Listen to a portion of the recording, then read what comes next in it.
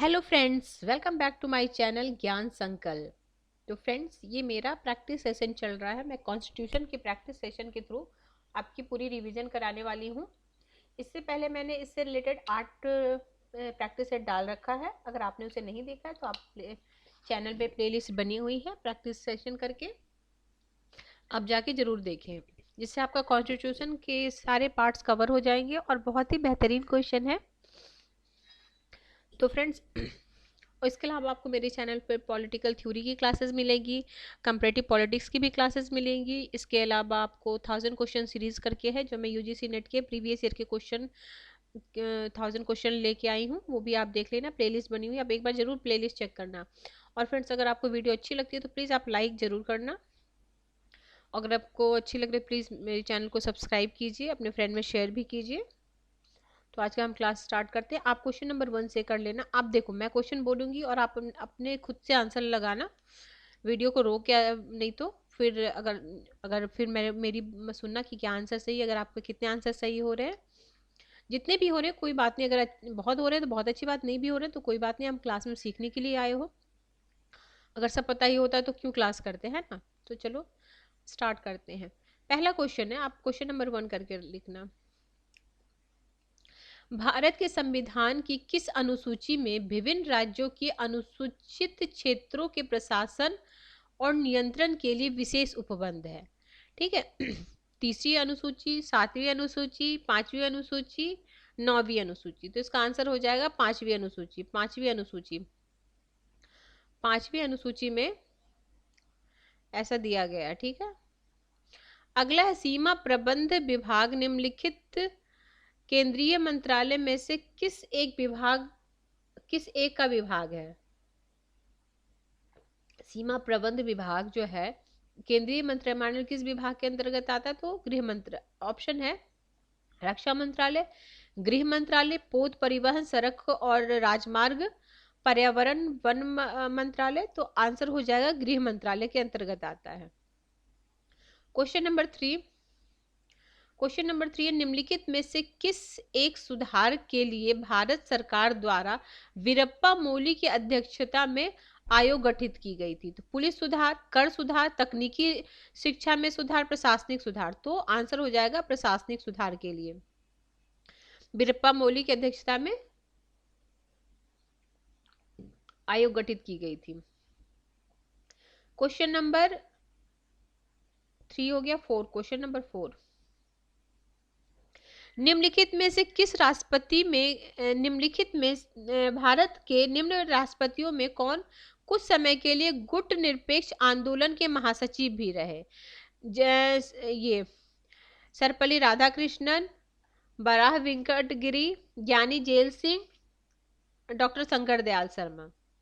इसका आंसर हो जाएगा ऑप्शन सी, ज्ञानी जेल सिंह। अगला है, परमाणु ऊर्जा विभाग निम्नलिखित में से किसके प्रशासन से के अधीन है? तो प्रधानमंत्री कार्यालय, मंत्रिमंडलीय सचिव, विद्युत मंत्रालय, विज्ञान और प्रौद्योगिकी मंत्रालय। तो इसका आंसर हो जाएगा प्रधानमंत्री कार्यालय के अधीन है ये परमाणु ऊर्जा विभाग। क्वेश्चन नंबर ये 5 हो गया। Question number 6। क्वेश्चन नंबर 6 है, भारत में राष्ट्रीय जल संसाधन परिषद का अध्यक्ष कौन है? भारत में राष्ट्रीय जल संसाधन का अध्यक्ष कौन है? प्रधानमंत्री, जल संसाधन मंत्री, पर्यावरण एवं वित्त मंत्री, विज्ञान और प्रौद्योगिकी मंत्री। तो ऑप्शन ए आंसर होगा प्रधानमंत्री। किसके अध्यक्ष होते हैं? राष्ट्रीय जल संसाधन परिषद के अध्यक्ष होते हैं।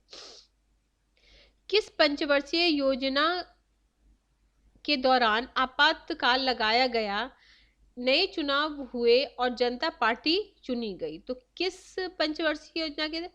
पंचवर्षीय योजना तीसरी, ऑप्शन नंबर ए।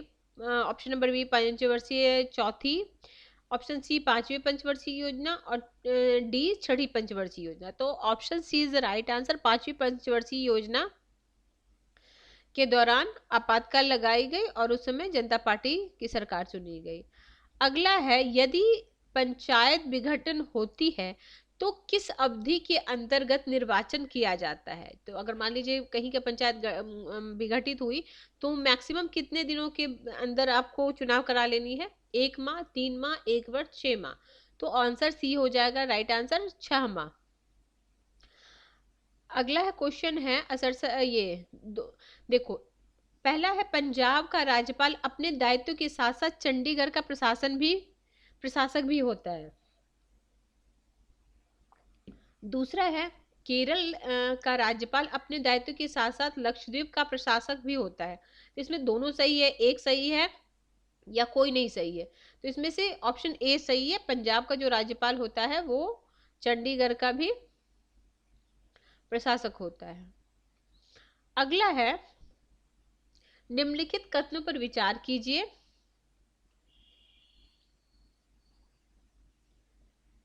निम्नलिखित कथनों पर विचार कीजिए। भारत में राज्य के महाधिवक्ता की नियुक्ति भारत के राष्ट्रपति द्वारा संबंधित राज्य के राज्यपाल की अनुशंसा पे की जाती है। ठीक है। दूसरा है सिविल प्रक्रिया संहिता के उपबंधों के अनुसार राज्य स्तर पर उच्च न्यायालयों की मूल अपीलीय तथा सलाहकारी अधिकारिता होती है। तो इसमें क्या आंसर सही होगा? पहला, दूसरा, या दोनों नहीं। तो option D is the right answer, दोनों सही नहीं है। ठीक है। क्वेश्चन नंबर, सॉरी मैंने क्वेश्चन नंबर लगाना भूल गई, रुक जाओ। ये हो गया था 6, ये हो गया 7, ये हो गया 8, ये हो गया 9, ये हो गया आपका 10 हो गया, ये हो गया आपका 11। तो निम्नलिखित में से भारत में पहला नगर पाल कहाँ हुआ था? कलकत्ता, मुंबई, मद्रास और नई दिल्ली। तो मद्रास में सबसे पहला नगर निगम की स्थापना हुई। और पंचायत की सबसे पहले स्थापना कहाँ हुई थी? पंजाब के पेप्सू में। ठीक है। आगे है लोक अदालत के संदर्भ में निम्नलिखित कथनों पर विचार कीजिए। ठीक है, लोक अदालत के संबंध में। तो एक लोक अदालत, अगर आपको सही से दिख नहीं रहा फ्रेंड तो मैं आपको बोल रही हूँ, आप आराम से ध्यान से सुनो। देखो, पहला है लोक अदालत द्वारा किया गया अधिनिर्णय सिविल न्यायालयों का आदेश मान लिया जाता है और इसके विरुद्ध किसी न्यायालय में अपील नहीं होती। ठीक है। दूसरा है विवाह संबंधी परिवार विवाद लोक अदालत में सम्मिलित नहीं है। फिर से मैं एक बार बोलती हूँ। ठीक है, क्वेश्चन बोल रहा है, क्वेश्चन नंबर ये हमारा कौन सा है? क्वेश्चन नंबर 12 है। ठीक है, क्वेश्चन नंबर 12 है लोक अदालत के संदर्भ में निम्नलिखित कथनों पर विचार कीजिए। ठीक है, तो कौन सा सही है?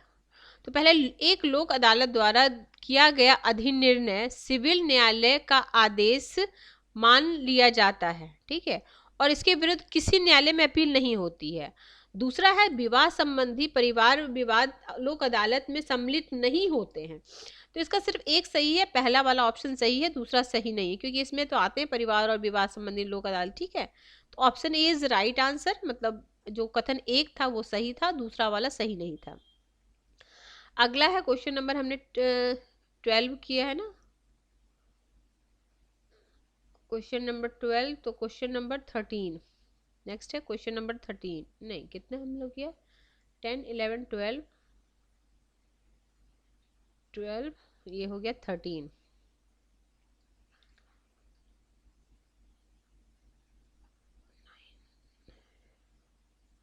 ठीक है, 13 क्वेश्चन है केंद्रीय सरकार के संदर्भ में निम्नलिखित कथनों पर विचार कीजिए। केंद्रीय सरकार के संदर्भ में। ठीक है, तो भारत के संविधान में उपबंध है कि सम्मिलित कैबिनेट मंत्री अनिवार्य रूप से केवल लोकसभा के ही आसीन सदस्य होंगे। ध्यान से सुनना, क्या है? पहला, भारत के संविधान में उपबंध है कि समस्त कैबिनेट मंत्री अनिवार्य रूप से केवल लोकसभा के ही आसीन सदस्य होंगे।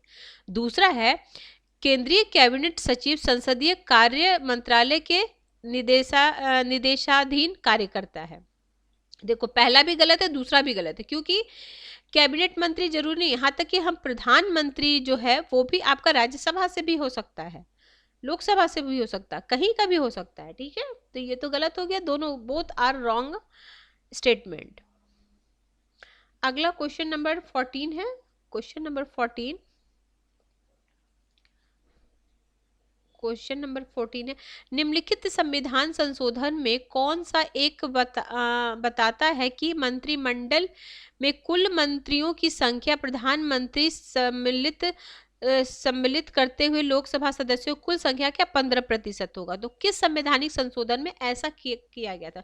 तो ऑप्शन ए है 90वां, ऑप्शन बी है 91, ऑप्शन सी है 92, ऑप्शन 3 है 93।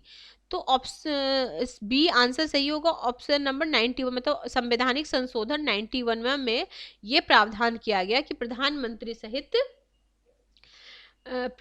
सहित लोकसभा में 15% सदस्य मंत्री होंगे, मंत्रिमंडल में होंगे मंत्री। ठीक है, अगला क्वेश्चन नंबर 15, क्वेश्चन नंबर 15 है, निम्नलिखित कथनों पर विचार कीजिए। केंद्रीय प्रशासनिक अधिकरण CAT लाल बहादुर शास्त्री के प्रधानमंत्री रहने के काल में गठित हुआ। ठीक है, केंद्रीय प्रशासनिक अधिकरण। दूसरा CAT मतलब केंद्रीय सेंट्रल एडमिनिस्ट्रेटिव अधिकरण को क्या बोलते हैं, ठीक है, के सदस्य न्यायिक और प्रशासनिक दोनों क्षेत्रों से लिए जाते हैं। तो ऑप्शन सेकंड इज केवल सही है, ये नहीं है। ठीक है, अगला है क्वेश्चन नंबर आपका 16। क्वेश्चन नंबर 16 क्या है? क्वेश्चन नंबर 16 है, केंद्रीय सरकार के संदर्भ में निम्नलिखित कथनों पर विचार कीजिए। तो केंद्रीय सरकार के संदर्भ में कौन कौन सा कथन है उस पर विचार कीजिए। तो 15 अगस्त 1947 को केंद्र में मंत्रालय की संख्या 18 थी। वर्तमान में केंद्र में मंत्रालय की संख्या 36 है। तो केवल एक सही है, दूसरा गलत है। तो पहले जो जब प्रारंभिक में 18 था, क्या था 18?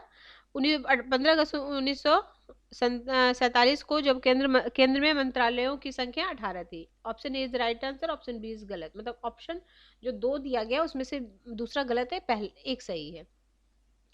क्वेश्चन नंबर हमने 16 किया। क्वेश्चन नंबर 17, क्वेश्चन नंबर 17, केंद्रीय सरकार के संदर्भ में निम्नलिखित कथनों पर विचार कीजिए। भारत सरकार के मंत्रालय विभागों का निर्माण प्रधानमंत्री द्वारा कैबिनेट सचिव की सलाह पर किया जाता है। दूसरा है, प्रत्येक मंत्री को मंत्रालय राष्ट्रपति द्वारा प्रधानमंत्री की सलाह पर सौंपता है। तो केवल सेकंड सही है, दूसरा गलत है। ठीक, पहला गलत है, सेकंड सही है। ठीक है, कौन सा सही पूछ रहा है ना, तो सेकंड सही है, दूसरा गलत है। 17 हो गया। Question number 18, question number 18, Bharat के संविधान के संदर्भ में निम्नलिखित पर विचार करें। मौलिक अधिकार, मौलिक कर्तव्य, राज्य के नीति निर्देशक तत्व। भारत के संविधान से प्रावधान भारत सरकार द्वारा शुरू किया गया राष्ट्रीय सामाजिक सहायता कार्यक्रम द्वारा परिपूरित होता है। तो देखो, मौलिक अधिकार और मौलिक कर्तव्य नहीं होता, ये जो राज्य का नीति निर्देशक तत्व है ना, वो सामाजिक सहायता कार्यक्रमों को परिपूरित करता है। तो केवल तीसरा सही है, तीनों सही नहीं है। ठीक है, मौलिक अधिकार तो हमें राज्य के विरुद्ध मिलता है। ठीक है, कि राज्य हमारे ऊपर कुछ प्रतिबंध न लगाए, इसके लिए हमें फंडामेंटल राइट्स खुद के लिए मिलता है। कर्तव्य है कि हम मतलब ये मौलिक कर्तव्य सिर्फ भारत के नागरिक के लिए है। अगला है, निम्नलिखित कथनों पर विचार कीजिए। क्वेश्चन नंबर 19, क्वेश्चन नंबर 19,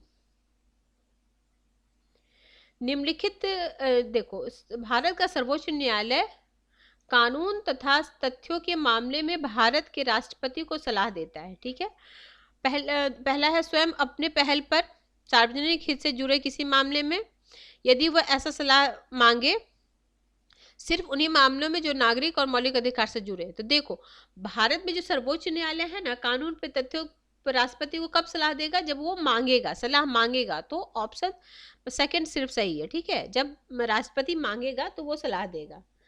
ठीक है, क्वेश्चन नंबर 20, क्वेश्चन नंबर 20 है, लोक अदालत संबंध में निम्नलिखित कथनों पर विचार कीजिए। लोक अदालत से संबंधित आजकल बहुत बार क्वेश्चन पूछे जाते हैं, इसलिए आप इस पे बिल्कुल, हम लोग ना ध्यान से पढ़ नहीं पाते इसको, तो आप क्वेश्चन के थ्रू ये वाला टॉपिक आपका अच्छे से हो जाएगा। और बस ये ऐसे टॉपिक है ना, बस आप सुन लो ना, तो आपकी समझ में ही, मतलब आपको अंडरस्टैंडिंग हो जाएगी। तो ये वाला इस टाइप के क्वेश्चन गलत नहीं होंगे। तो देखो, लोक अदालत का क्षेत्राधिकार मामले के मुकदमे के पहल ही उसके समाधान का, या न कि ऐसे मामले समाधान का जो कि किसी न्यायालय में लंबित है।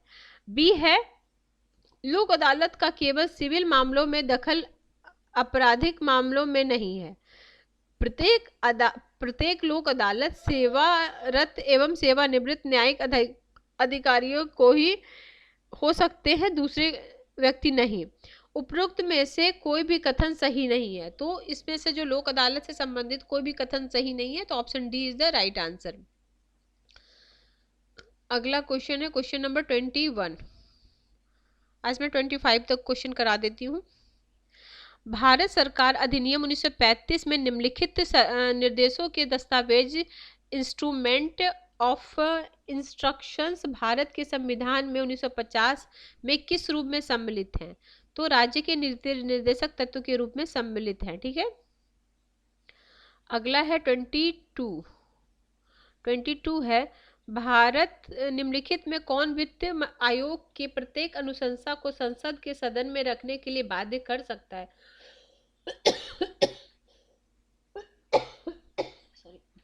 राष्ट्रपति। Option A is the right answer, राष्ट्रपति। Question number 22। Question number 23। निम्नलिखित में से केंद्रीय बजट को तैयार करना तथा संसद में उसे प्रस्तुत करने के लिए उत्तरदायी है? आर्थिक मामले का विभाग।